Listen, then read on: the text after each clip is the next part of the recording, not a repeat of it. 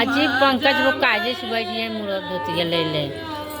मामी जे रोवत होई है अचर मुख पोछत होई है अचर मुख पोछत होई अरे पापा का कठिन करे जारे ललनवा अरे पापा का कठिन करे जारे ललनवा अरे नदिया किनारे डोली रखे रे कहरवा अरे नदिया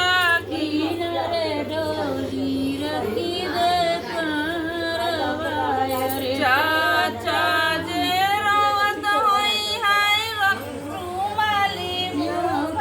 पोछत होई है चाचा जे रोवत होई रुमाली मुख पोछत होई है चाची का कठिन